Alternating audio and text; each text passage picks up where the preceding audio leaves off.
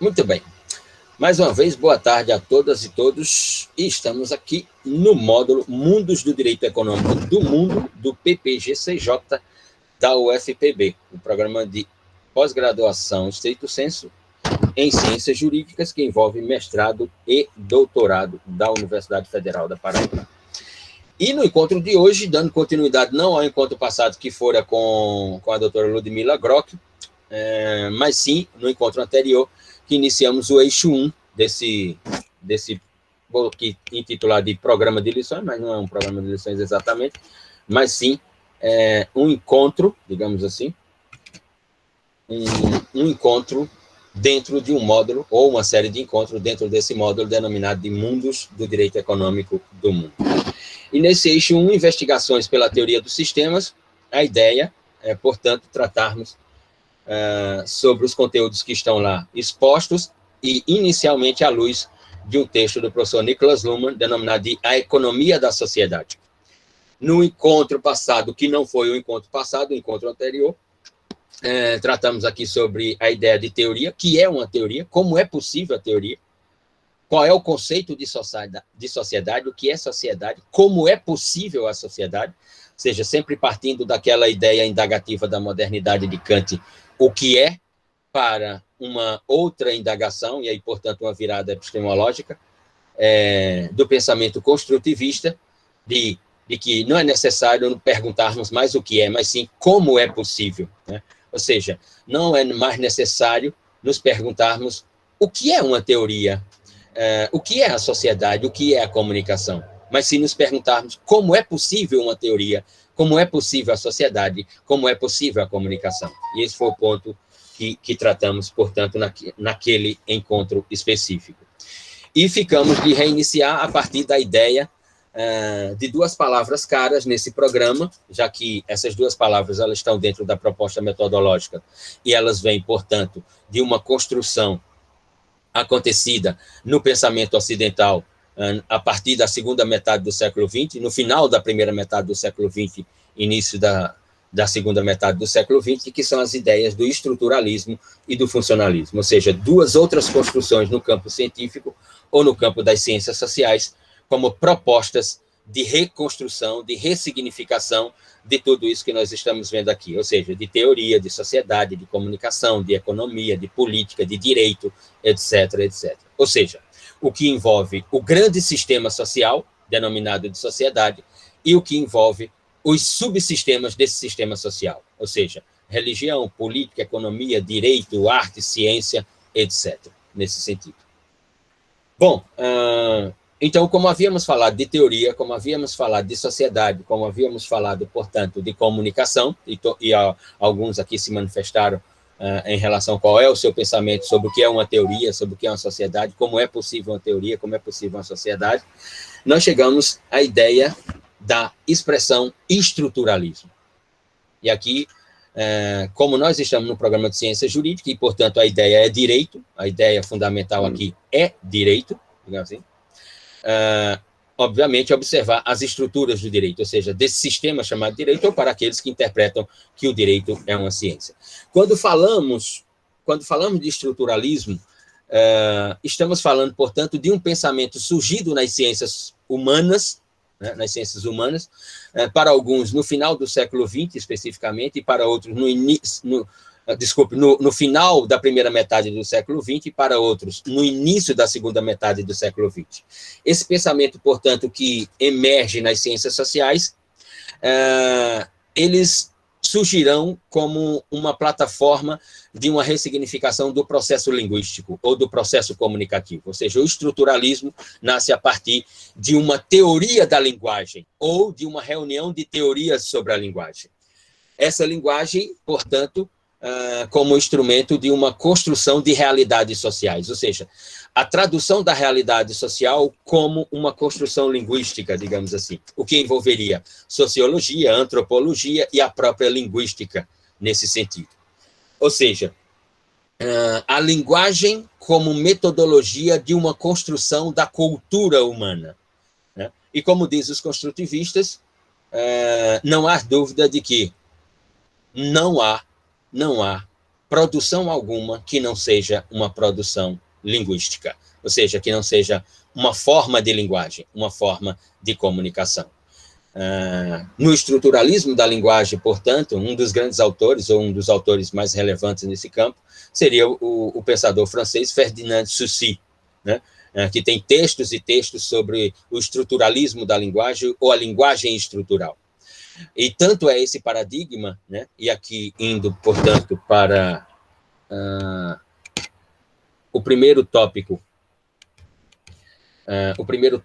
do eixo 1, teoria da sociedade e comunicação, estruturalismo e funcionalismo, tanto que isso é de tamanha relevante no pensamento ocidental do século XX, que aquele que é o autor, dito o autor mais relevante dessa primeira metade do século XX, nos estudos de sociologia, de teoria da sociedade, e que, inclusive, vai inventar a expressão sistemas sociais, ou modelos de sistemas sociais, e dizer o que compõe esses sistemas sociais, o professor Talcott Pearson, da Universidade de Harvard, ele vai utilizar exatamente a palavra estruturalismo, ele vai utilizar a linguagem estrutural para conceituar o que é a sociedade moderna como sistema social, né? Inclusive, eu enviei para vocês, não como leitura para esse modo, mas como sugestão de pesquisa, um texto de lições de Talcott Pearson sobre sociologia e sobre teoria da sociedade. Ora, então, para Pearson, a ideia nasce exatamente com o estruturalismo, né? A sociedade é a estrutura. A sociedade, portanto, é o espaço geográfico e, portanto, é o sistema social que recebe o nome de sociedade. Ela é a estrutura, né? E a funcionalidade, portanto, se dá com essa linguagem. Pearson, portanto, vai se apropriar da expressão estruturalismo para construir uma cisão. A linguagem na sociedade se torna a funcionalidade dessa estrutura que é o sistema social. As várias formas de linguagem, portanto, se tornam a diversidade de funcionalidades dessa estrutura denominada sistema social ou teoria da sociedade.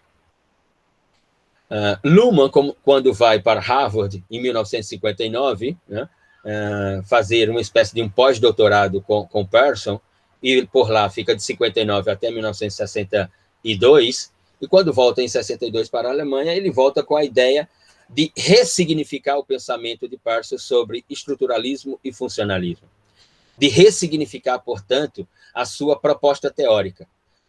Se Pearson havia inventado uma ideia de sistema social que poderia se traduzir, que se traduziu como uma ideia de sociedade estrutural funcionalista, Luhmann vai exatamente propor o contrário, exatamente utilizando a palavra estrutural e a ideia de comunicação, que para Luhmann é um estágio maior da linguagem. Eu teria a linguagem e a comunicação. A comunicação, portanto, para Luhmann, vai ser a ferramenta científica, e isso aqui pode se traduzir até como um paradoxo, porque para os linguistas a linguagem não é uma ciência, mas quando falamos a linguagem em forma de comunicação para Luhmann como extrato científico, não é no sentido de que essa linguagem seja científica, mas que ela apareça como um postulado científico na proposta da sua teoria dos sistemas. Não é que a linguagem é a ciência é a teoria dos sistemas que utiliza a linguagem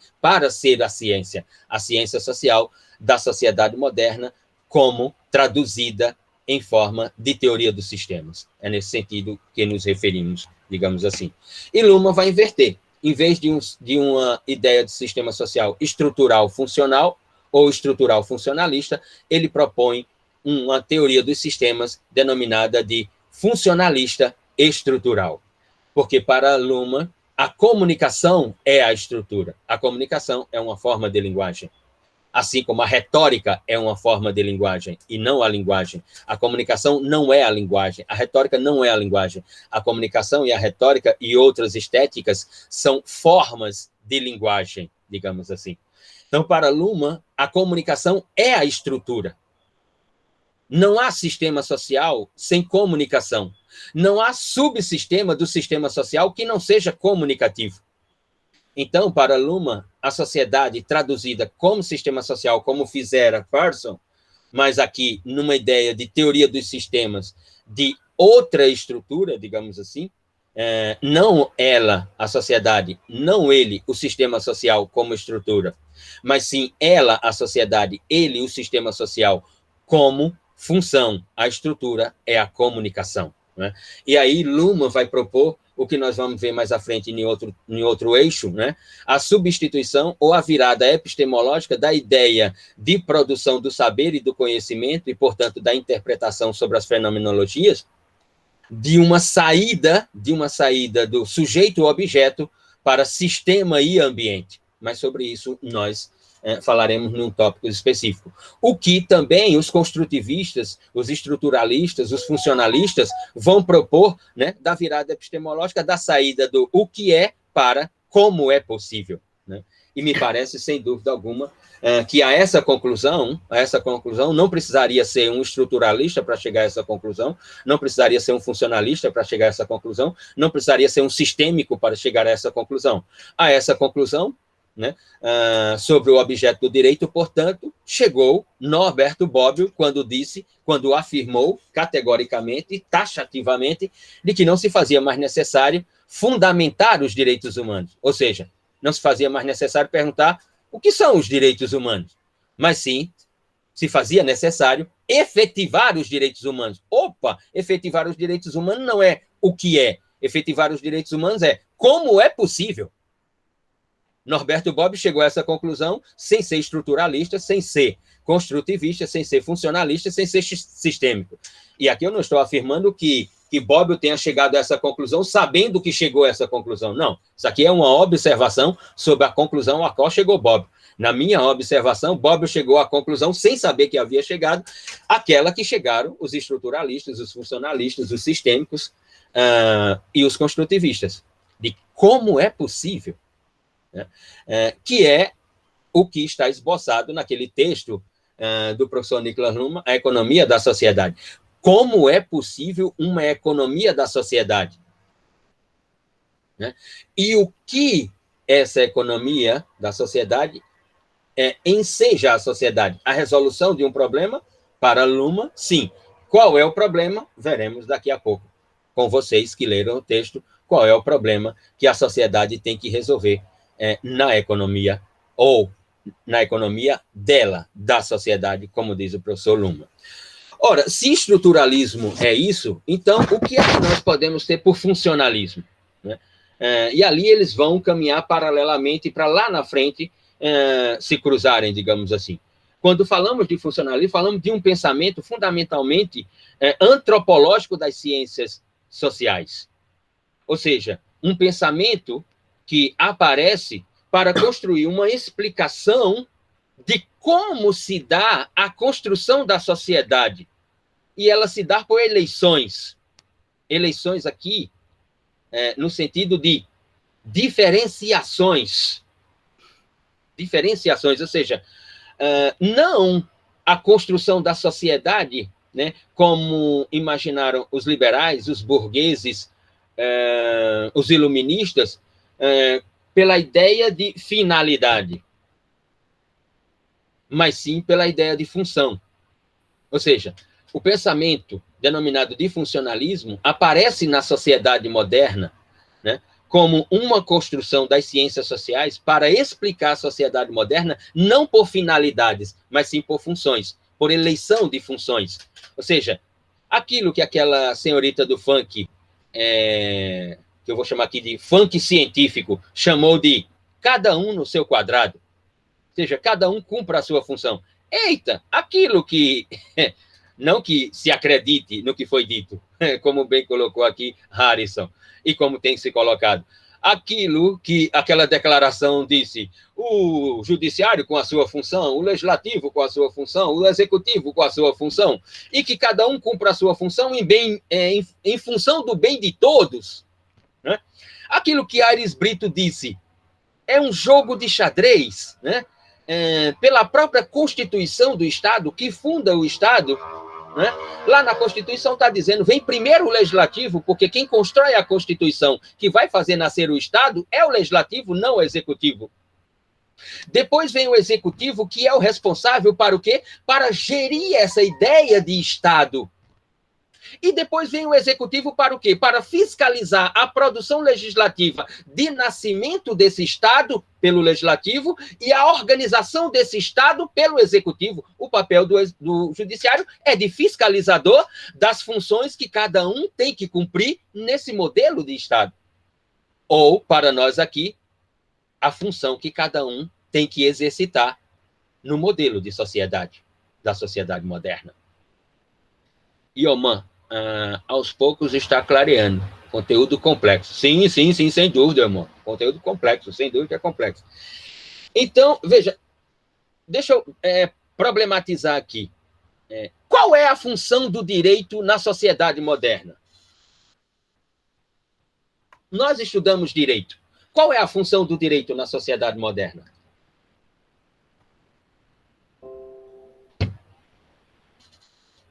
Quem quiser pode abrir o microfone, se manifestar. Quem foi ao cabeleireiro pode mostrar o seu penteado novo, pode abrir a câmera, etc. Ou então pode se manifestar no chat. Seria regular interesses, professor? Mas os autores não falam que o direito está aí para proteger bens jurídicos, para tutelar bens jurídicos de diversas ordens, pode ser tutela administrativa, pode ser tutela civil, pode ser tutela penal. Então, onde é que fica o paradigma dos bens jurídicos? Mas os bens jurídicos são os próprios interesses. Não, o bem jurídico ou é bem jurídico ou é interesse. Eu não posso tratar a vida como um interesse. Posso? Civilizatoriamente? Posso dizer que a vida é um interesse? Posso dizer que a sexualidade é um interesse?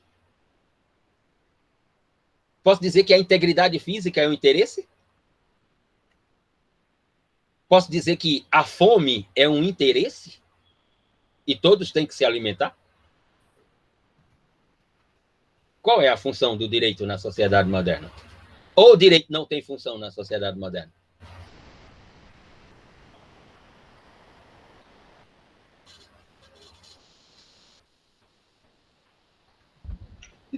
Tem.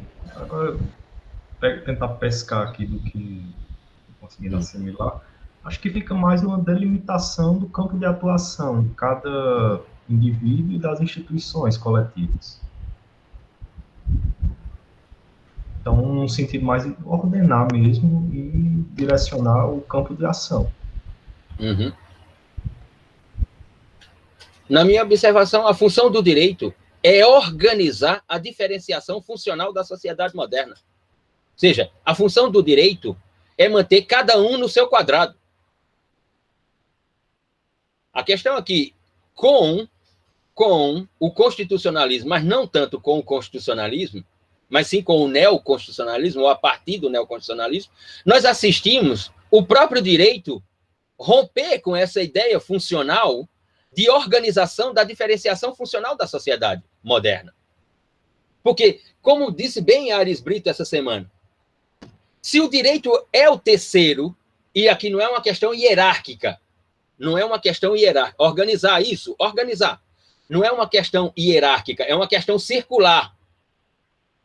Na questão circular, o primeiro a aparecer na sociedade moderna é o poder legislativo. Porque com ele se constrói um instituto, um documento que vai fazer nascer o Estado moderno, que é a Constituição, como fizeram os americanos e depois os franceses, no mundo ocidental. De forma escrita, me refiro. Depois vem o executivo, porque o legislativo estabeleceu no próprio corpo de nascimento do Estado moderno que não ele exerceria a função de gerir o Estado moderno, mas sim o executivo. A função dele, legislativo, é construir o Estado moderno e não gerir o Estado moderno. E ele próprio, legislativo, também colocou como previsão de que caberia ao judiciário ficar como o observador dessa construção constitutiva e dessa gestão do Estado moderno. Isso funcionou, de certa forma, para alguns precariamente, mas funcionou, com o advento do positivismo e a organização do direito positivo. Isso funcionou com a escola da exegese, Isso funcionou nos períodos iniciais do constitucionalismo. É verdade que, para o que nós estamos estudando, à luz da teoria dos sistemas, funcionou e funcionou paradoxalmente. Porque não nos esqueçamos, né? Nós tivemos a primeira Constituição escrita do mundo ocidental, que ela, por exemplo, ela organiza, né, o que é o Estado moderno americano e ignora que o sistema econômico é escravagista, não abole a escravidão na terra da liberdade. Aqui está o paradoxo para a teoria dos sistemas. Mas isso não aconteceu só lá, isso aconteceu no Brasil. Então, o judiciário está aqui. Quando nós chegamos no constitucionalismo, estava tudo, ou pelo menos parecia tudo organizado. Quando veio o neoconstitucionalismo,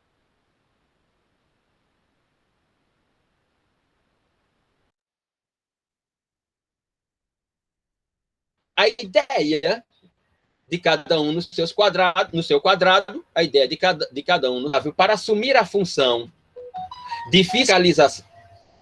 Travou? Estão me escutando? Professor, travou um pouquinho. O senhor pode retornar a fala a partir do neoconstitucionalismo? Como o senhor estava... Posso, tranquilo. Quando vem o advento do neoconstitucionalismo, quando chegamos ao advento do neoconstitucionalismo, nós temos, de alguma forma, uma ruptura com a ideia do cumprimento de função de cada um. E não parte esse descumprimento,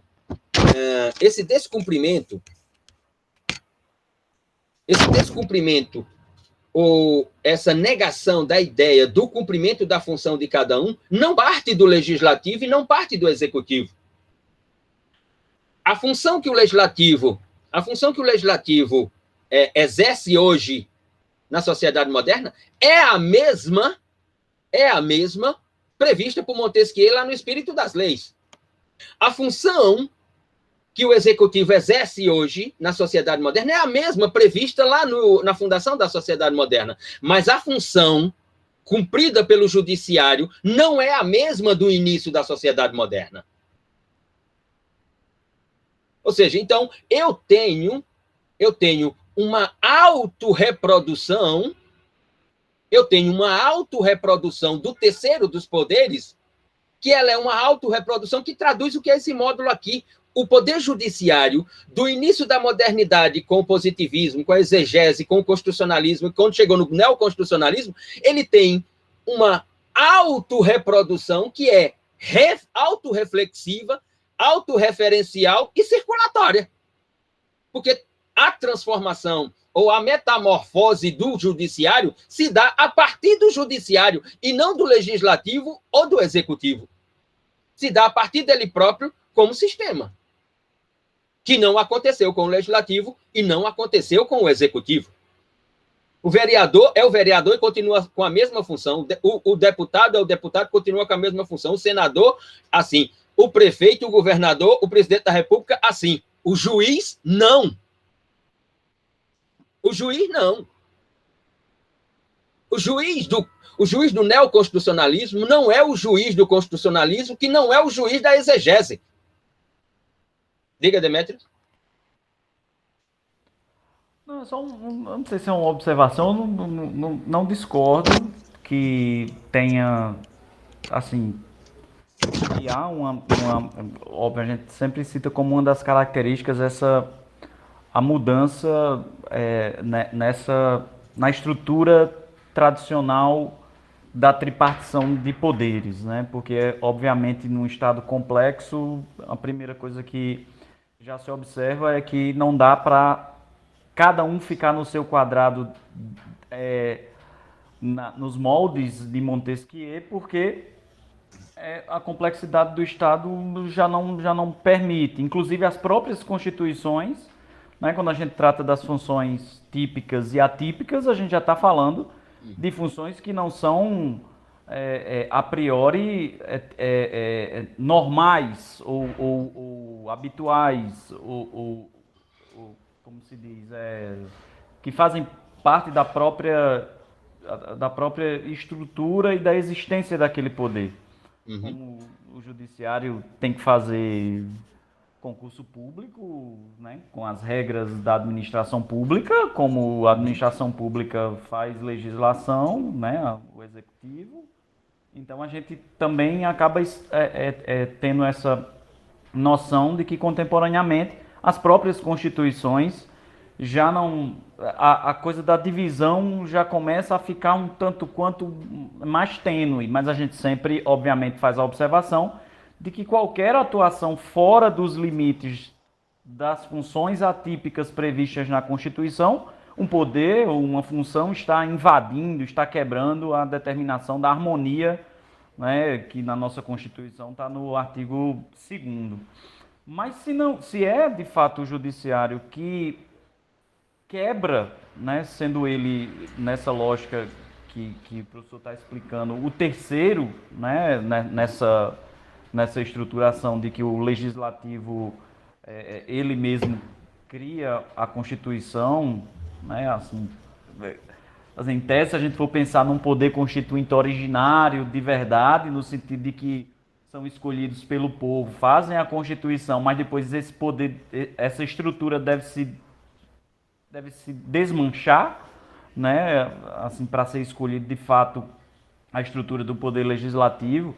Mas eu acho também que, e é uma outra observação que a gente faz nesse período de constitucionalismo contemporâneo, que se é o judiciário que quebra essa lógica, de certa forma é o legislativo que provoca, em boa parte com as omissões, né, que acabam caindo no colo do judiciário, para ele dar uma resposta à sociedade, né? Ele sai daquela figura do judiciário que de fato ele se autocontém ou se autoconteve durante muito tempo, inclusive, perdão, estou no celular, só um segundo, no sentido de que ele inclusive respondia a alguns questionamentos sobre a omissão do legislativo, dizendo isso não é problema meu, né? É o caso dos mandados de injunção, no começo ele respondia dessa maneira, ou da ação direta de inconstitucionalidade por omissão, mas aos poucos esse panorama vai mudando realmente, nesse sentido de que o judiciário parece começar a reconhecer que precisa dar alguma resposta. Se ele próprio não pode fazer a lei, ele buscou muitas vezes dar uma solução que desse algum alento a quem estava ali provocando para que um direito constitucional, por exemplo, fosse... A questão, Demétrio, a questão é que os sistemas eles são autopoéticos. Ou eles se autorresolvem, ou o outro não resolve o sistema. Os sistemas só se autorresolvem. Um sistema não resolve o outro. Ou seja, se o legislativo é omisso, é o legislativo que tem que resolver o problema de omissão do legislativo, porque ele é autopoético. Quando o juiz tem que prolatar uma decisão num prazo razoável do processo e ele não prolata, qual é a alternativa que o legislativo tem? Qual é a alternativa que o executivo tem? Não é ele, o judiciário, que tem que, de forma autopoética, resolver a questão?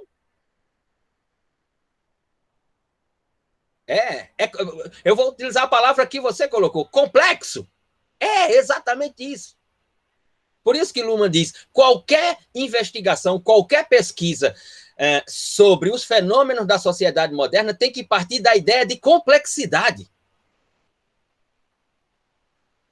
Porque se os sistemas não fossem autopoéticos, como eles dizem que não são, então eles admitiriam a ingerência de um no outro. Mas como há como diz a menina lá, né, há um quadrado, cada um, né, há um tabuleiro ali que cada um fica no seu quadrado, e cada um está no seu quadrado no cumprimento de função, exatamente porque é autopoético. Então, o judiciário tem que prolatar uma decisão. E aí eu vou lá e digo, excelência, os autos estão conclusos, já fazem 4 meses para prolatar a decisão. O juiz vai me dizer assim, aguarde, doutor, aguarde que eu vou prolatar a decisão. Mas quando, excelência? Quando eu puder prolatar a decisão, prolata a decisão. Quem é que tem que resolver isso? É o Poder Judiciário, autopoeticamente. No caso que você bem se referiu, eu lembro, eu era estudante de graduação nos anos 90, né, e essa temática do mandado de injunção era das mais palpitantes no âmbito constitucional. A omissão legislativa, tem um texto de Canotilho sobre a omissão legislativa, bastante interessante, inclusive. Ela tem que ser resolvida pelo legislativo. né? Quando o executivo implementa como gestor desse Estado moderno as construções necessárias como de obras públicas e ele não conclui as obras públicas, cabe a ele resolver essa questão, porque ele é autopoético, ele que conclui as obras. Bom, pela ordem aqui, Álvaro e depois Harrison.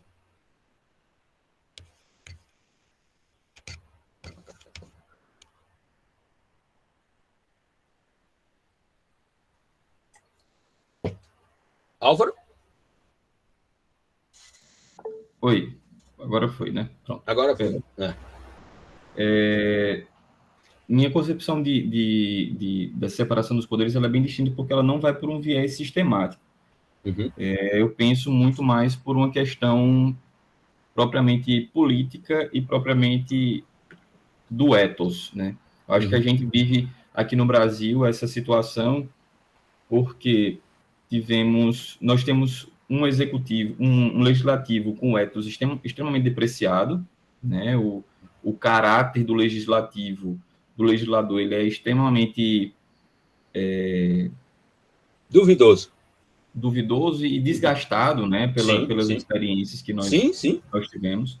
Nós estamos vindo de o Brasil, ele tem uma tradição, né? Já diria Gilmar Mendes, de uma hipertrofia do executivo, então a gente valoriza muito o rei, né? O rei que a gente elege, embora ele não tenha esse nome, mas é esse ethos. E aí, quando aplica-se, né, a estrutura do Tribunal Constitucional, que é o zeniano aqui no Brasil, ele vem como um quarto poder, porque apesar dele ter essa competência do julgamento de recursos extraordinários, mas ele vem como um poder, de certa forma, legislativo negativo, né, como diria o próprio Kelsen, e aí vem nessa incontrolabilidade, né? Bom, ele não pode ser controlado. A questão é, essa tripartição dos poderes, essa separação dos poderes, ela não é, nem nunca vai ser, e é inconcebível que ela seja harmônica entre si. Claro, sim, claro. Até o próprio Montesquieu não falava isso. Ele falava le pouvoir qui arrête le pouvoir, o poder que para o poder. A questão é, então, a gente tem um executivo e um judiciário tão poderoso por falta de controle político.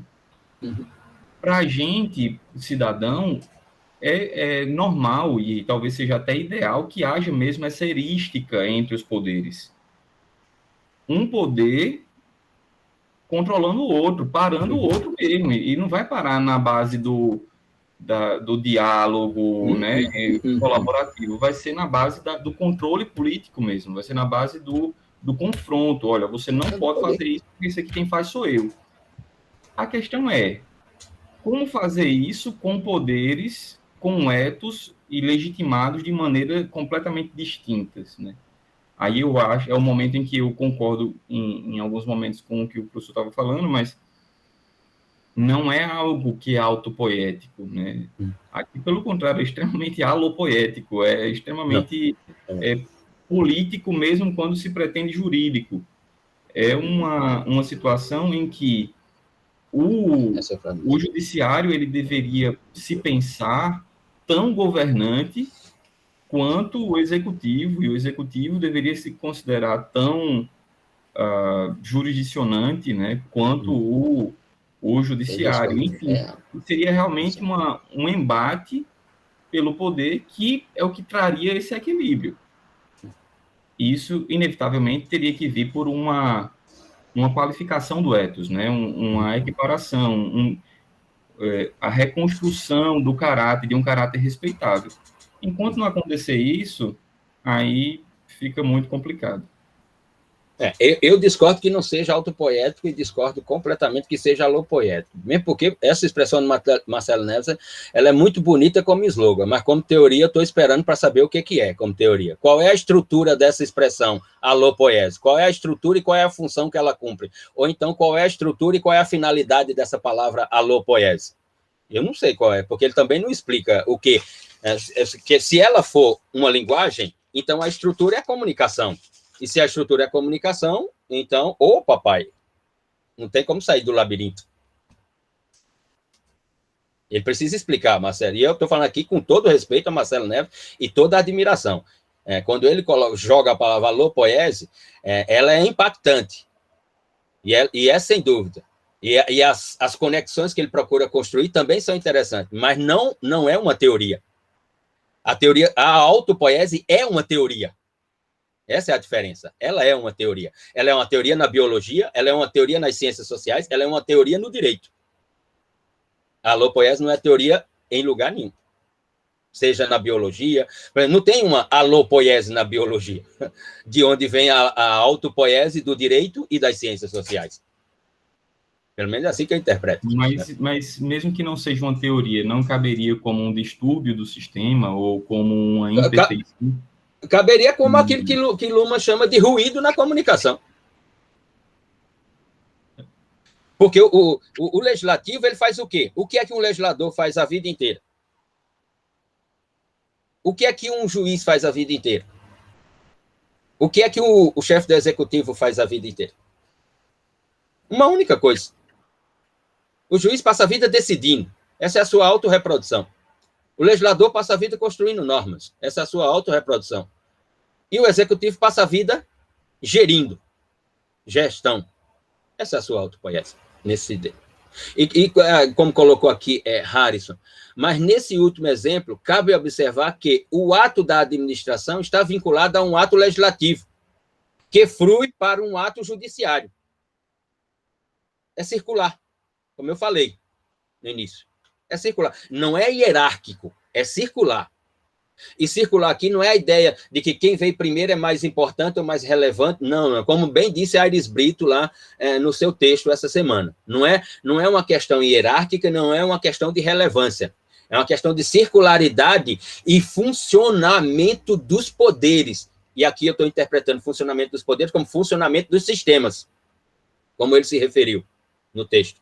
Ele se refere como poder, ele se refere como funcionamento, eu me refiro como funcionamento e como sistema. Essa é a diferença. E interpreto como ele. À luz da própria Carta Magna, é o legislativo que aparece em cena, à luz da própria Carta Magna, é o executivo que vem depois no processo circulatório, e à luz da Carta Magna, é o judiciário que aparece como terceiro sistema ou subsistema do sistema jurídico, político, para, portanto, dar movimento a isso que nós estamos chamando de funcionalidade, nesse sentido. Harrison? Professor, eu fui inspirado, instado a falar a partir do que o senhor falou e o Demétrio trouxe também. Eu achei muito interessante essa reflexão do senhor, que o legislativo faz o mesmo que sempre fez, há séculos atrás. Sim. O executivo mesmo. Aí o judiciário já não faz o mesmo. E o Demétrio falou, não, mas é porque o legislativo se omite. Mas, poxa, será que o legislativo só começou a se omitir agora? Isso sempre ocorreu. O que ocorre é que, justamente, acho que já por uma questão uma mácula do caráter do legislativo, como trouxe Alvinho, acaba que o judiciário ele se sentiu mais à vontade para invadir essa competência do legislativo, diante do fato de que os olhos sempre estiveram muito atentos ao legislativo e a corrupção lá dentro sempre esteve mais exposta. Mas o judiciário ele passa a invadir com um puritanismo como se lá dentro não fosse do mesmo jeito, quando a gente sabe que é. Muda menos, muda um pouco mais porque não tem o juiz o mesmo poder, o mesmo dinheiro, as emendas, aquela capacidade de mover a máquina que um juiz tem, que um deputado tem. O juiz não tem tanto quanto um legislador. Mas o fato é que a dignidade não, o caráter de ambos são bastante equiparáveis, em verdade. Só que como os olhos estavam mais atentos ao legislativo, o judiciário conseguiu invadir. Por exemplo, em função, não em função, em cumprimento de função, mas em função, em virtude, digamos, em virtude daquela expressão colocada por Álvaro, né, eu penso que foi, como é que eu coloquei, qual foi, como é que você utilizou, Álvaro? Desgaste do legislador, não foi só desgaste, não, caráter, alguma coisa. Desgaste do ethos. O desgaste do ethos do legislador né, nesse momento da modernidade, provocou um movimento, veja, provocou um movimento funcional interessante entre os sistemas. O legislador perdeu a luz do olhar dos observadores. Eu não estou falando dele, o legislador, ou dele, o juiz, mas a luz do olhar do observador, em função desse desgaste, desse caráter duvidoso, que a palavra que eu utilizei foi duvidoso, do legislador, e em função dessa biografia que o legislador criou, dessa sua autobiografia que ele próprio criou com as suas ações, com o seu processo comunicativo, nós tivemos, por parte dos observadores, a construção de um olhar de uma decadência da função do legislador e uma ascendência da função do juiz na sociedade moderna. E isso se deu a partir exatamente do lado do legislativo, com essa constatação que provocou o start no poder judiciário de sair do constitucionalismo para o neoconstitucionalismo e abrir a caixa de Pandora, que é o juiz. Porque o juiz é uma caixa de Pandora. Então, o juiz ascendeu nesse momento da sociedade moderna e o legislador descendeu. Por isso que a ideia de ruptura do cumprimento das funções, ela, na minha observação, ela é latente. Aqui, só para exemplificar, guardemos, né, porque todos nós temos, né, afinal de contas, chegamos depois, sempre chegamos depois, né, quando chegamos já tem outros humanos que construíram uma série de fenômenos, guardemos nossas paixões, guardemos as ideologias, procuremos manter um mínimo de observação que ela possa ser não neutra, mas imparcial, né? Mas não podemos observar como o cumprimento de uma função num Estado constitucional de direito, um juiz emitir um mandado de prisão para um legislador no exercício da legislatura, quando eu tenho uma prescrição normativa na Constituição que diz que essa competência é da casa respectiva. Como diz o artigo 52 da Constituição. Eu não posso interpretar que esse é o exercício de uma função constitucional do Estado. Eu não posso interpretar que o juiz tem poder para isso. Seja ele o legislador que for. Veja, quando o fenômeno, pelo menos o primeiro, né, quando esse fenômeno ao qual eu estou me referindo, quando esse fenômeno aconteceu, era um senador do Partido dos Trabalhadores, Delcídio Amaral. Ele ficou 81 dias preso por uma gravação telefônica que tinha acontecido meses atrás. O que é que diz a Constituição? O que é que diz o artigo 52? Que tem que ser em flagrante delito, que tem que ser crime inafiançável. Não havia flagrância delituosa, não havia inafiançabilidade do delito, e mesmo assim, Sua Excelência, já falecido, o ministro Teório Zavascki, emitiu um mandado de prisão para um senador da República no exercício legislativo. Mas como era de um partido que estava se deteriorando, passou. Quando nós temos no exercício do poder, ou nenhuma reconstituição dos personagens no exercício do poder historicamente posto para a democracia representativa, e que aí sim os membros ligados ao exercício atual do poder passam a sofrer a mesma medida, aí sim surge contra. Agora? Mas só observaram agora? Veja, com todo respeito, devido respeito, máximo respeito à Sua Excelência, o presidente da República, a argumentação dele com relação a esses casos não é porque ele interpreta que seria arbitrário a decisão judicial, que ela não inconstitucional, porque não existe uma teoria da inconstitucionalidade da decisão judicial. Só existe teoria da inconstitucionalidade das normas, não da decisão judicial. Não existe nem teoria da inconstitucionalidade de norma na Constituição, como diz Canotilho. Veja, não é quando o presidente argumenta que essa decisão é inconstitucional, que ele poderia ter utilizado a palavra arbitrária, mas não inconstitucional, porque não existe decisão inconstitucional. A decisão é arbitrária, mas não porque o presidente interpreta que ela é arbitrária, mas porque é contra alguém do seu clã. Porque quando foi contra alguém de fora do seu clã, ele não emitiu esse parecer, ele não emitiu essa manifestação. Então, a argumentação é puramente utilitarista. Quando nós temos posições como essa, na minha interpretação, na minha observação, quando nós temos posições como essa, quando nós temos posições do Supremo Tribunal Federal inventando tipo penal, quando o artigo 1º do Código Penal, quando o artigo 5º, inciso 39 da Constituição diz outra coisa.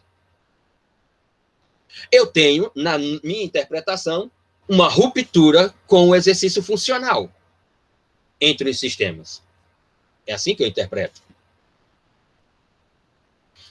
Porque qual é a ferramenta de poder que os outros, o Legislativo e o Executivo, têm em relação ao Judiciário para frear essa ruptura do exercício de função? Criar uma norma. Sim, aí o Judiciário vem e diz que ela é inconstitucional.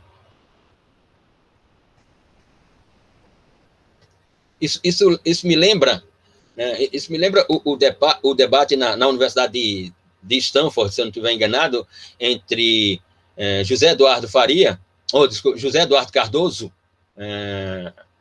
quando depois que saiu do Ministério da Justiça na governança Dilma, com então Sua Excelência o juiz Sérgio Moro, e ele pergunta, o senhor é o controlador do Legislativo e do Executivo, mas quem é o controlador do controlador? Quem controla o controlador? Quem controla o senhor, que é um controlador?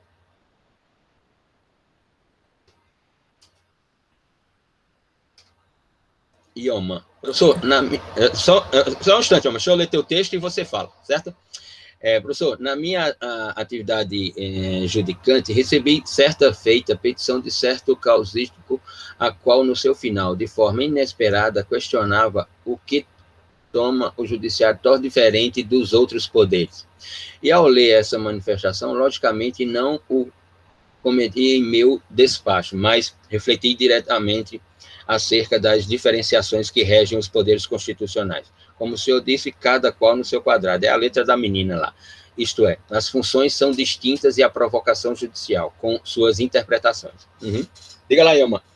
Ô, professor, é o seguinte, a questão do controle da atividade, eu não sei se quando o senhor falou da atividade significa da atividade típica, judicante, ou se também se refere a um controle administrativo.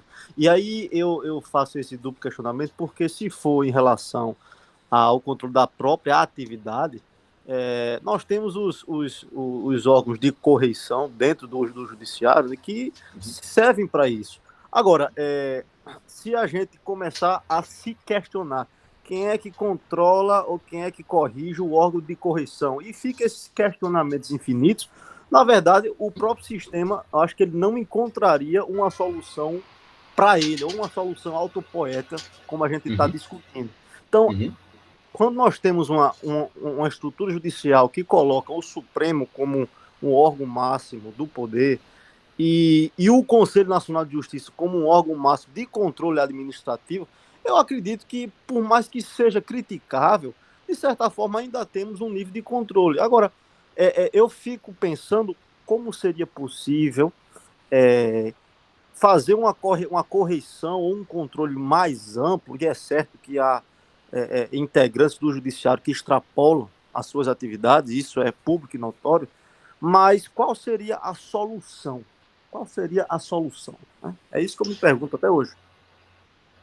Veja, o sistema, pela ideia do pensamento funcionalista, ou do funcionalismo, os sistemas não existem para, digamos assim, construir soluções. Aliás, isso está lá no texto de Luhmann sobre a economia da sociedade, né? Qual é o problema que a sociedade moderna tem que resolver? Qual é o problema econômico que a sociedade moderna tem que resolver? A conclusão a qual chega Luhmann naquele texto responde à sua pergunta. Eu vou adiantar, porque depois a gente vai tratar sobre o texto. O problema, naquele texto lá, o problema da economia da sociedade moderna, que a sociedade moderna tem que resolver, é um problema chamado dinheiro. Mas como resolver o problema chamado dinheiro? A organização da circulação do dinheiro na economia da sociedade moderna como mecanismo entre trabalho e produção. Depois, quando tratarmos sobre o texto, eu me referirei a isso com exemplos da atual economia imaterial do capitalismo moderno, as denominadas economias tecnológicas, das plataformas tecnológicas. Ora, qual é o problema aqui que, portanto, os sistemas têm que resolver? O sistema não tem que resolver problemas, o sistema tem que organizar as complexidades. Isso que nós estamos chamando de problemas são complexidades. Complexidades não se resolvem, elas se organizam. Mas não tem solução para complexidades. Veja, vou dar exemplo aqui. Quando o direito positivo tratava, por exemplo, a ideia de liberdade sexual como um problema, qual era a solução que o direito positivo dava? Através do direito penal, criminalizando a sexualidade. A sexualidade não é um problema, ela é uma complexidade. Ela tem que ser organizada. E aqui, mérito para o constitucionalismo. O que é que o constitucionalismo fez? Organizou a complexidade dentro da diferenciação funcional da sociedade moderna. Fez o quê com a sexualidade? A transformou no direito fundamental. Resolveu o problema? Não resolveu o problema porque não era problema. Organizou a complexidade. O que antes se tratava com criminalização, agora se trata com reconhecimento de direitos. Isso é a organização das complexidades. Não adianta ocultar as complexidades, não adianta criminalizar as complexidades, não adianta assassinar as complexidades, que elas retornam. Elas emergem. Se você fizer elas submergir, elas vão emergir novamente. Então, os sistemas não existem para resoluções de problemas. Eles existem para organizações de complexidades. Essa é a frase final. Mais alguém? Podemos continuar. Só pode repetir a frase final aí, por favor? Porque eu não... Os sistemas não existem para resoluções de problemas. Eles existem para organizações de complexidades. Organizar as complexidades. Você vai... E aqui, com todo respeito, você vai a um psiquiatra para ele resolver os seus problemas psíquicos? Não, meu querido, vai não. Porque ele não tem estrutura para resolver os seus problemas psíquicos.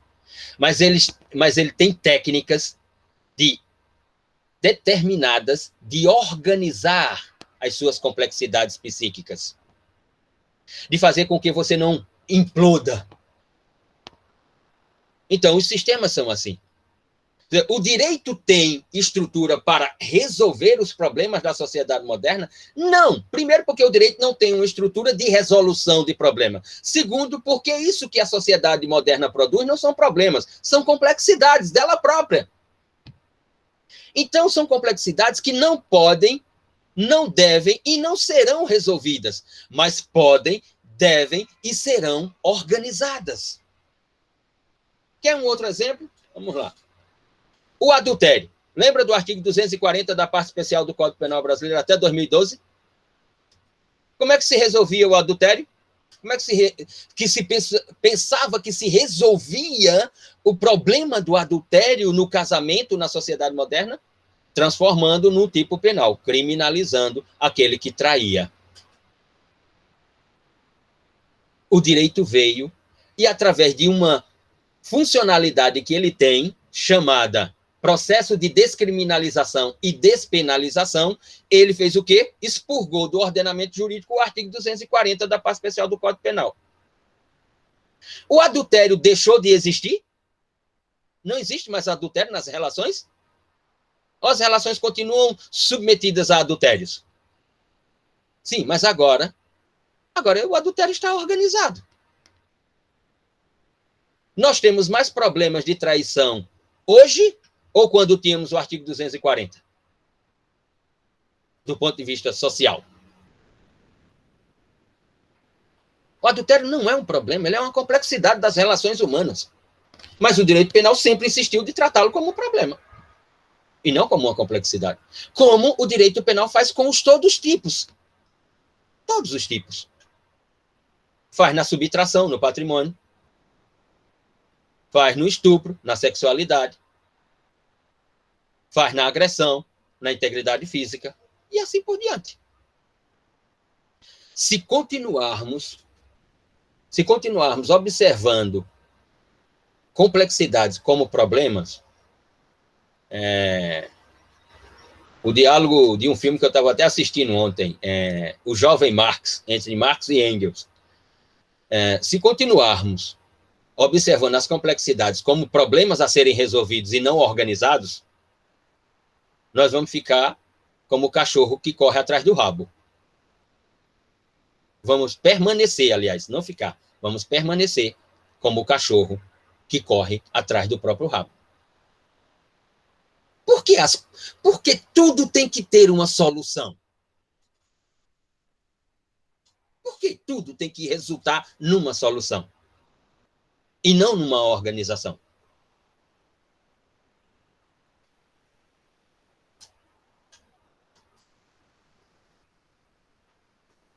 Mais alguém quer se manifestar? Fique à vontade. Então, voltamos para o tópico que estávamos do eixo 1, que estávamos lá em estruturalismo e funcionalismo.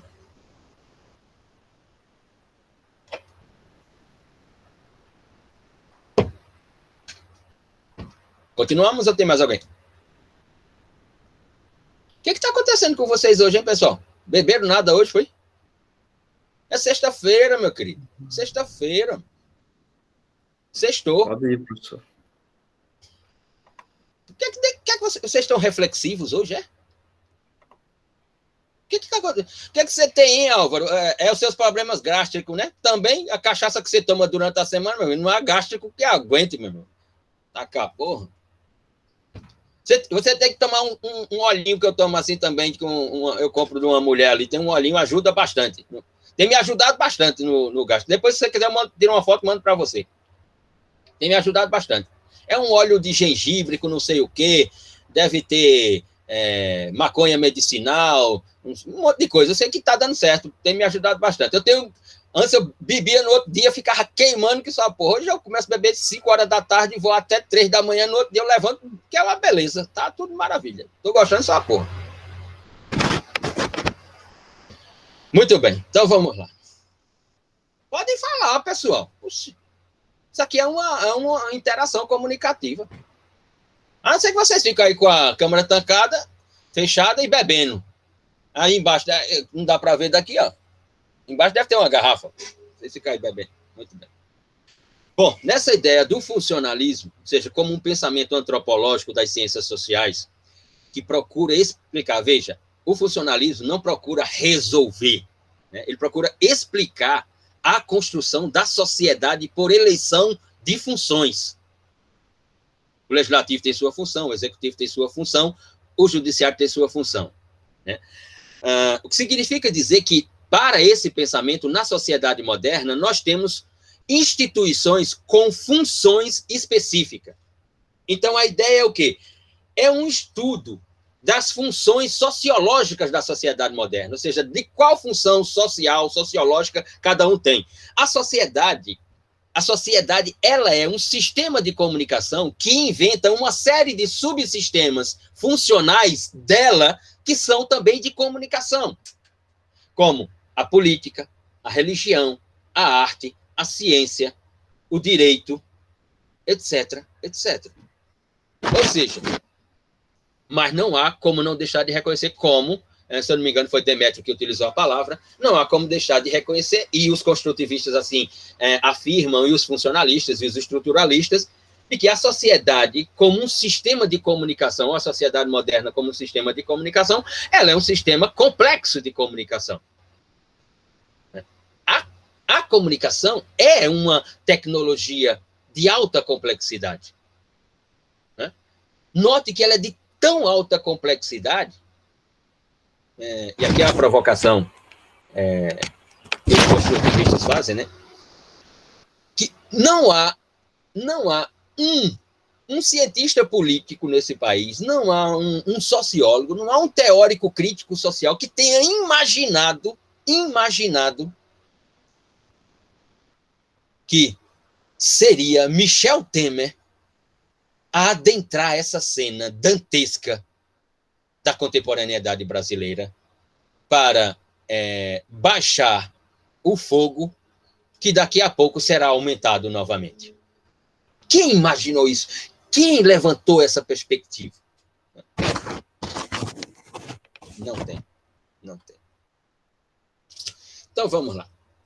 Essa teoria dos sistemas, é aqui que nós chamamos de investigação pela teoria dos sistemas, essa teoria dos sistemas é um pensamento que ela própria tem uma função, ou alguns vão dizer, ela tem uma busca, eu posso utilizar busca ou função, enfim. A teoria dos sistemas, ela tem uma função que é simplesmente, e ela é muito simples, a simplicidade da teoria dos sistemas a torna complexa, como disse Hayes von Foster em certo texto.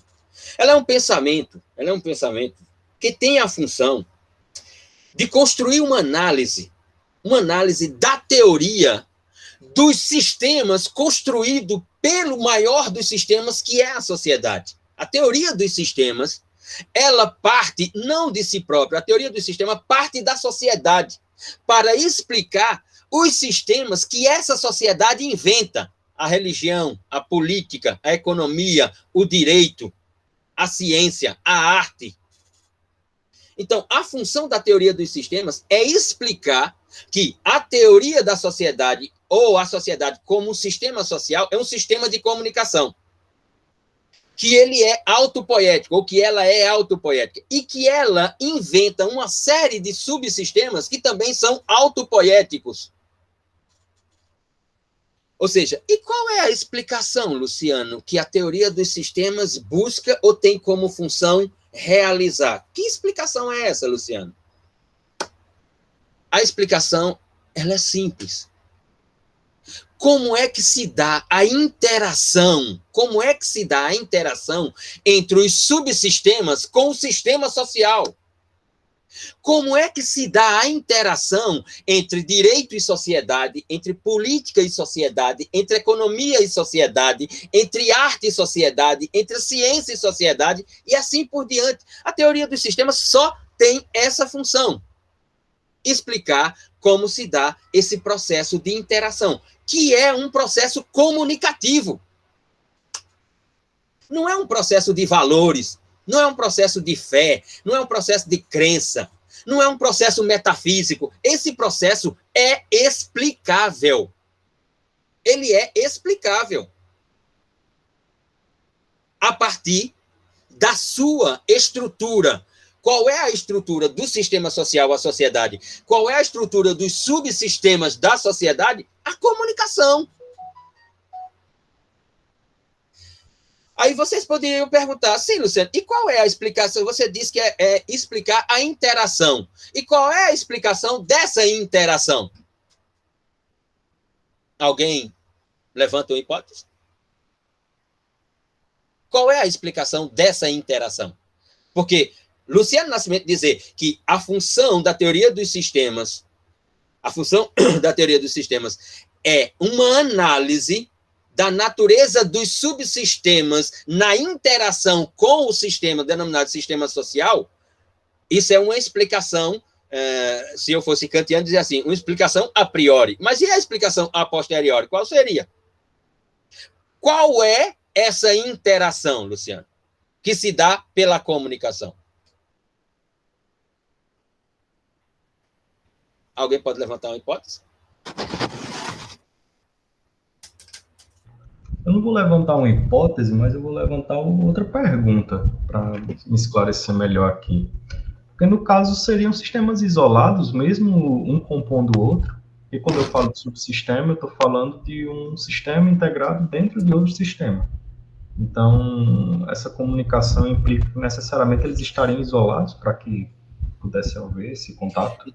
Não, eles são interdependentes.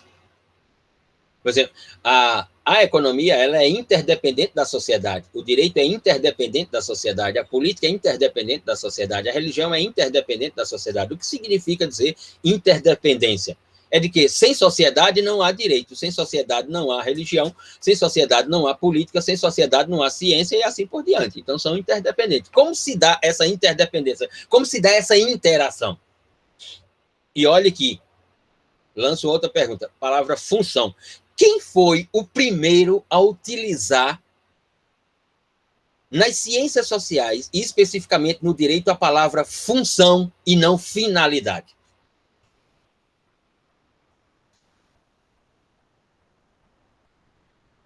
Porque aqui nós falamos assim, o funcionalismo sociológico americano, o funcionalismo sociológico e jurídico alemão, né? Aliás, os penalistas gostam muito dessa expressão assim, a última novidade no direito penal é a criação do sistema funcionalista do direito penal alemão, seja o de Klaus Hoxin, seja o de Gunther Jakob, seja o de Guten Strattenwert, seja o de Kid Milhouse, seja o de Jürgen Popper, etc, etc, etc, etc. Sim, boy.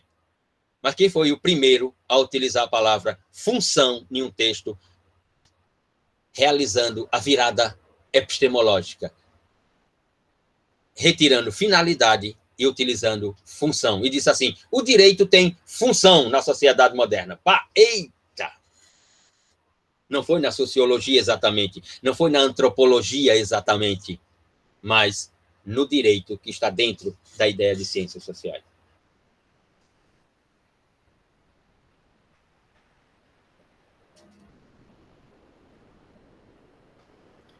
Professor, eu chutei aqui Tobias Barreto, porque... E chutou e foi gol. E chutou eu não e foi sei gol. Conhecer muito, mas pelo que o senhor já tinha falado nas outras aulas. Exatamente. E chutou e foi gol. E foi gol. Exatamente. Exatamente. Em 1882, é o primeiro texto de direito. Não estou falando de sociologia nem de antropologia, não. De direito. Primeiro texto, um texto sobre conceito de direito, um texto sobre teoria do direito, em que Tobias faz a afirmação que o direito, na sociedade moderna, ele tem uma função e não uma finalidade. Ele tem uma função.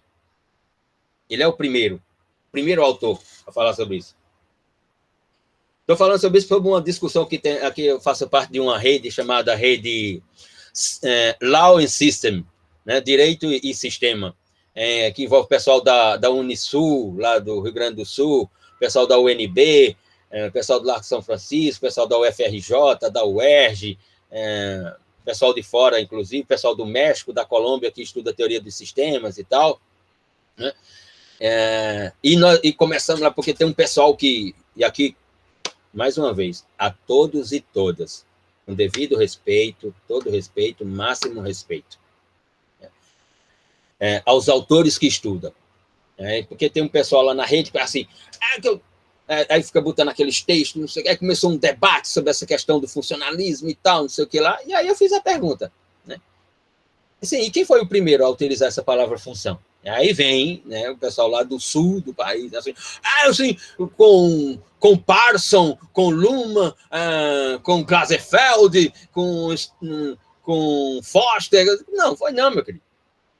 A palavra função, ela aparece lá na escola do Recife. A palavra função em um texto jurídico, a palavra função, quando nós abrirmos a boca para falar sobre a palavra função, nós deveríamos falar isso. A palavra função, num texto jurídico, não num texto antropológico ou sociológico, num texto jurídico, a palavra função, ela é uma jabuticaba. Ou seja, ela foi inventada no Brasil. Ziu. Lá na escola do Recife, onde ela foi inventada, porque é o primeiro texto onde ela aparece, o primeiro texto jurídico onde ela aparece. Tobias diz, o direito tem uma função na sociedade moderna. Quando você lê isso, é função, mas os alemães até os anos 50 falavam que tinha finalidade. Os alemães até os anos 50 falavam que tinha finalidade, não função. Nesse sentido que eu me reporto. Muito bem. Então, vamos nós ao bendito texto que vocês leram, né, de Luhmann sobre economia da sociedade. Né? O que dizem sobre o texto?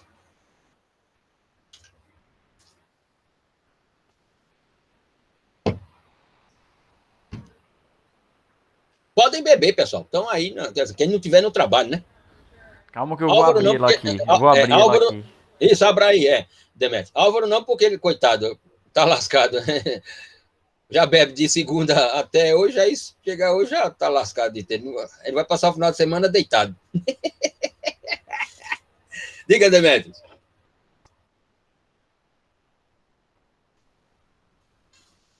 Tá bebendo, né? Caiu, não foi? Tem que pagar a internet também, viu? Eu paguei a minha. Olha, paguei ontem já. A que vai vencer em outubro, no dia 10 de outubro, eu já paguei ontem, para não ter problema.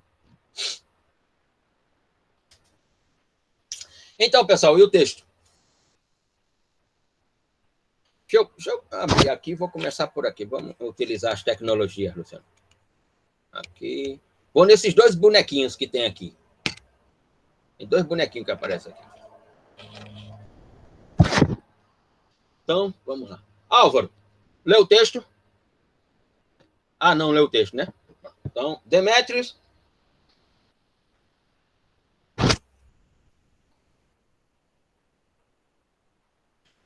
Demétrio, você está conosco? Dê um sinal, Demétrios. Mande um sinal, Demétrio, que você está conosco. Ou a sua internet foi para as cucuia. Deixa eu olhar, quem foi que aqui que disse que não lê? Deixa eu ver. Deixa eu ver aqui. Eu estou desatualizado no chat aqui, peraí. Deixa eu subir aqui, deixa eu subir aqui. Deixa eu subir aqui. Pronto. Só mais um aqui. Pronto, é a partir daqui. A partir daqui agora. Está muito bom. Harrison. Mas nesse último exemplo, cabe observar que o ato da administração está vinculado. Isso aqui a gente já tem. Agora é Demétrio. É isso mesmo. Houve uma mudança de preponderância dentro da estrutura da tripartição. O legislativo deixou de ser um poder transcendental, como na ideia inglesa. Viu? Ela traz um exemplo lá sobre a reflexão. Reação a um sistema econômico baseado no dinheiro. Exato, sim. Uhum. Demétrio. Como diz o filósofo Fábio Júnior, quem é esse filósofo? Tem algumas coisas que acontecem que é você quem tem que resolver. Isso foi naquela parte que você falou que o psicólogo, nem o psiquiatra, Sim, vai resolver nada por você, não. Não vai resolver seus problemas, não. Ele vai auxiliar você a organizar as suas complexidades psíquicas, né, para que você não volte para casa e dê 3 tiros na sua mulher, enforque seus filhos e pule pela janela depois. A função do psiquiatra é essa, não é resolver seus problemas psíquicos. A última vez que eu assisti um show de Fábio Júnior, ele estava tão louco, meu camarada, que ele nem lembrava das letras. Ele foi em Campina Grande, lá no... Campina Grande, junto com Roupa Nova, no Espaço. Exatamente. O bicho estava troncho, mas estava troncho. Que eu digo assim, meu querido, sobrou alguma coisa do que você estava consumindo aí? Joga para cá, para a gente fazer um experimento científico? Harrison, creio que hoje está pior. O que hoje está pior, Harrison? A internet, é? Álvaro? Não, a questão das traições que o senhor dizia. Sim, do adultério? Sim. Mas veja que, claro que o adultério continua, né, em plena ebulição, digamos assim, mas nós não temos mais uma complexidade que era, por exemplo, a pena de cadeia, a pena de prisão para ele, por exemplo. Né? Nós não temos mais a autuação policial, que era outra complexidade. Né? Nós não temos o camarada ou a camarada conduzida, algemada para uma delegacia, por exemplo, né? Mas que o volume de adultério, eu diria que, né, o adultério deveria ser reconhecido como uma prática social cultural. Eu acho que é a mesma coisa, não mudou nada nunca. É sempre a mesma coisa. Talvez se dê só mais publicidade, mas exato. Faz parte da vida social mesmo. Mais aberto para o povo. Eu penso que é inerente ao humano. Aliás, não só o adultério. A traição, ela é inerente ao humano. Né? E a traição amorosa, afetiva, sexual. Então, essa é, principalmente num país como o Brasil, que é um país puramente sexual, e não romântico. Laura, sigamos, Mariana. Mariana. Me parece que a questão do aborto também seria uma complexidade. Não tem a menor dúvida, Mariana. Essa é uma complexidade urgente a ser organizada, eu diria urgente a ser organizada na nossa realidade, eu me refiro, Mariana. Porque o sufrágio, digamos assim, essa é uma complexidade que nós temos assistido, uma criminalização da mulher, temos assistido um drama da mulher, e que ela precisa ser urgentemente organizada. Ou seja, ela precisa ser urgentemente jogada para fora do sistema penal, na minha interpretação. A Álvaro tinha Porque colocado. a questão do aborto é uma questão de saúde, né, professor? Não é uma questão penal. As mulheres que abortam precisam Exatamente, continuar gente. abortando. Exatamente, a questão Então, do assim, aborto é uma questão de saúde pública. Não é uma questão criminal. É como no outro programa, essa semana nós estamos tendo uma série de seminários com professores de fora, enfim, para os mestrandos que ingressaram agora. E participei com o Gustavo Batista, com o professor Gustavo Batista, de uma mesa ontem, hoje é sexta, quarta-feira, participando de uma mesa na quarta-feira. O título da mesa, olha só, era com um professor e promotor de justiça de Minas Gerais. O título da mesa era Política criminal da guerra às drogas e estado de exceção. Eu disse, que diabo de título é essa mesa? Política criminal da guerra às drogas e estado de exceção. Eu disse assim, guerra às drogas através de uma política criminal, através do direito? O direito não é oposto à guerra? Então, como é que eu vou implementar uma guerra às drogas utilizando o direito? Qual seria o fundamento jurídico de uma guerra às drogas, já que é guerra? Onde está o fundamento jurídico? Nota a linguagem, a comunicação, que ela não tem sentido. Não há sentido. Porque quando eu falo de direito, eu tenho que falar de fundamentos.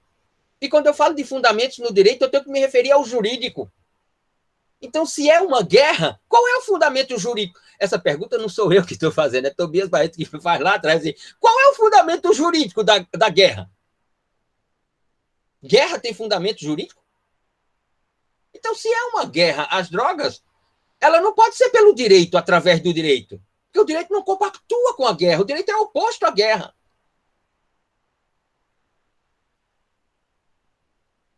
E aí eu disse, política criminal, a melhor política criminal às drogas é o sistema de saúde, meu querido.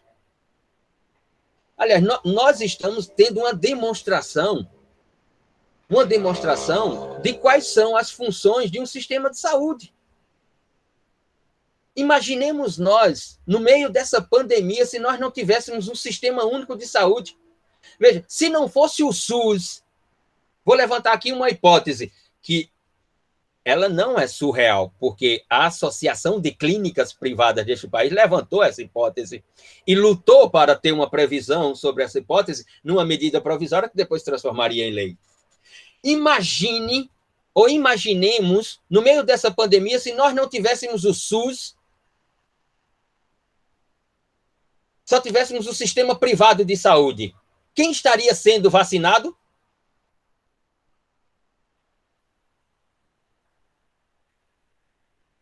Só quem tem muito dinheiro, né? Como sempre. Quanto estaria custando uma vacina? O olho da cara, provavelmente. Então, qual é? Veja que o sistema único de saúde ele não tem finalidade. Ele tem função. Ele cumpre uma função. Está clara nesse momento qual é a função que ele cumpre. A função, nesse momento, do Sistema Único de Saúde é utilizar as suas funcionalidades para imunizar a população brasileira.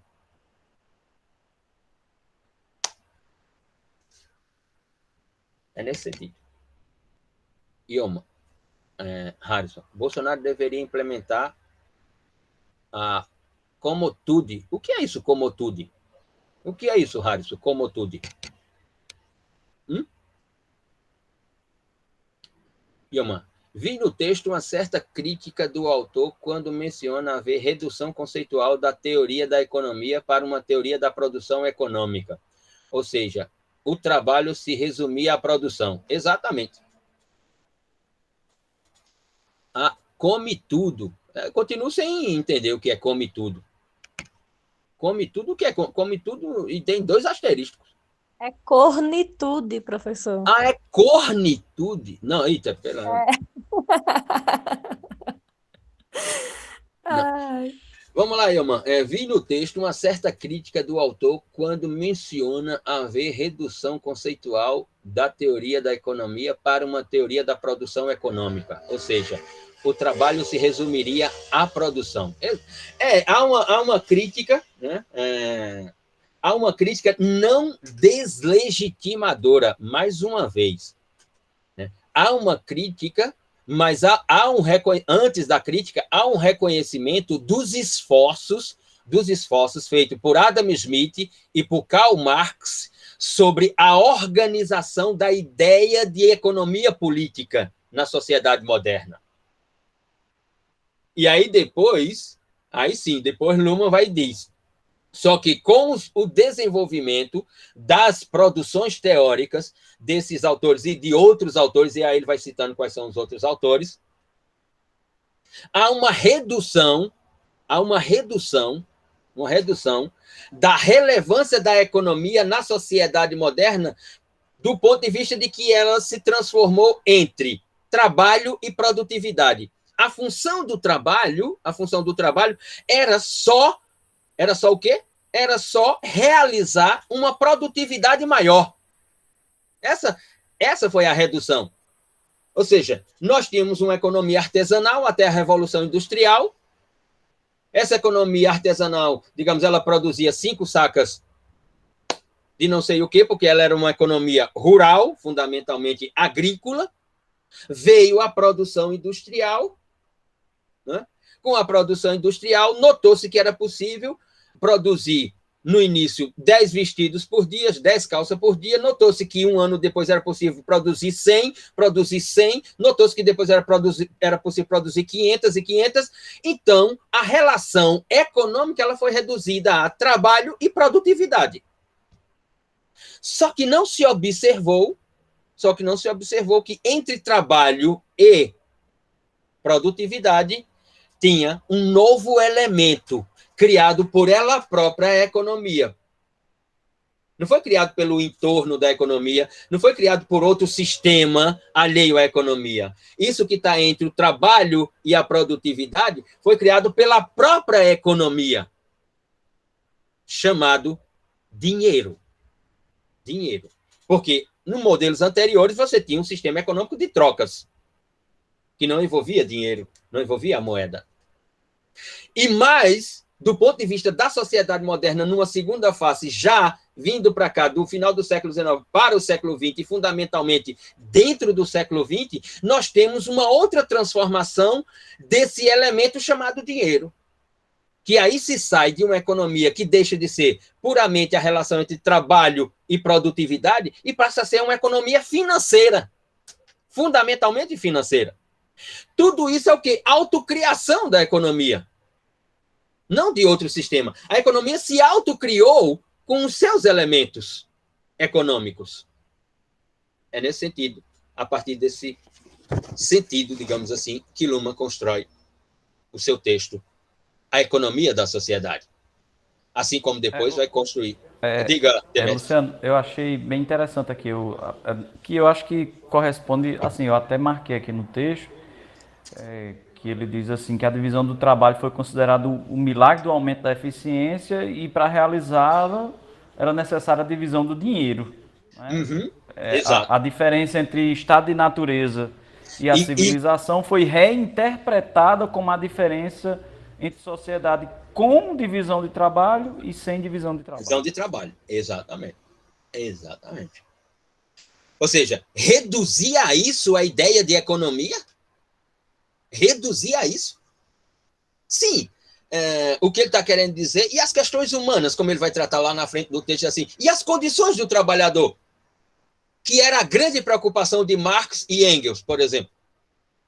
Marx e Engels estavam preocupados nas suas análises entre proletário e burguesia, qual era a grande preocupação? E veja, Marx e Engels parte não da economia, não da política, parte da sociedade. Tem uma frase de Marx para um industrial que ela é fabulosa. Ela é instigante. Estão Marx, Engels e a mulher de Engels, a irlandesa. E aí, Engels, eles estão indo estudar, eles queriam acesso a uma biblioteca, não sei de quem e tal, e ele está entrando e está saindo um industrial que tinha ido resolver alguma coisa naquele prédio. E o industrial disse, jovem, que ele era chamado de Jovem Fred. Jovem Fred. Jovem Fred. Mande um abraço para o seu pai, Engels. Um forte abraço. Diga que qualquer dia desse eu vou passar na fábrica dele para visitá-lo e tomarmos um whisky. E Engels diz, certo, certo, e fala o nome do camarada, não estou lembrado do nome do industrial. E aí começa um diálogo. Aí Marx pergunta assim, na sua fábrica tem crianças que trabalham? E o industrial diz, tem crianças que trabalham. E trabalha em que turno? E o industrial responde, trabalha nos 2 turnos. Trabalha durante o dia e durante a noite. E aí Marx diz, isso não é prejudicial à saúde das crianças? E aí o industrial diz, não, elas precisam de trabalho, elas precisam de emprego. E aí Marx prolata a palavra que ela é contemporânea, ela não é apenas moderna. Marx diz, isso não é trabalho, isso é exploração. É diferente. Trabalho é outro fenômeno. Exploração é um segundo. E eles não podem se contaminar.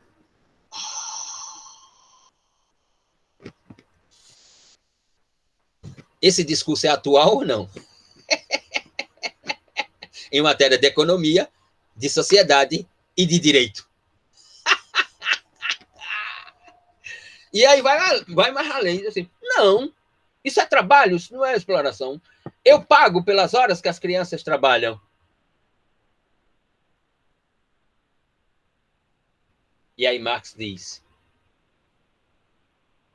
mas o senhor não trabalha. Já que o senhor interpreta que aquilo é trabalho, o trabalho é feito pelas crianças, não pelo industrial. Então o senhor não trabalha. E o industrial fica. E aí Marx diz, imaginemos uma sociedade não sem trabalho, mas sem exploração. Volto a repetir, diz Marx. Imaginemos uma sociedade, veja, uma sociedade, não uma economia. Diz Marx, imaginemos uma sociedade não sem o trabalho, mas sem a exploração. Qual seria o seu papel nessa sociedade sem exploração, como industrial?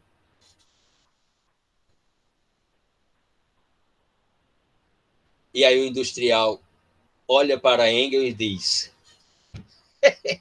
esse seu amigo é radical. E aí sai e vai embora. A resposta é, esse seu amigo é radical.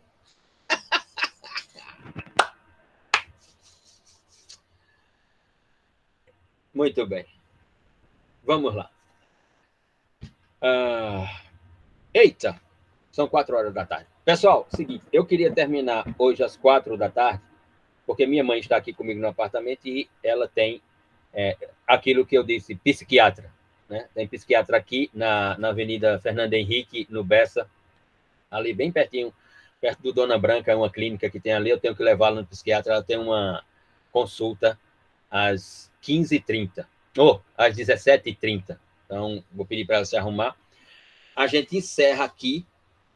Eu voltarei a partir do texto de Luma, mas entre hoje e amanhã, lá no WhatsApp, eu já deixo um texto que é o próximo texto de leitura de vocês. E eu voltarei a partir do texto Economia da Sociedade de Nicolas Luma e partiremos para o outro texto e finalizarei o eixo 1 no próximo encontro para partirmos e continuarmos com os eixos. Tudo bem? Tranquilo, professor. Tudo certo. Até a próxima, gente. Muito bem. Então, bom final de semana a todos. Bom final de semana. Não exagere, faça seus esforços para permanecerem por aqui e nos vemos na próxima semana. Até mais, professor. Obrigadão. Grande Até a próxima Até semana. mais. Mas... Interromper a gravação.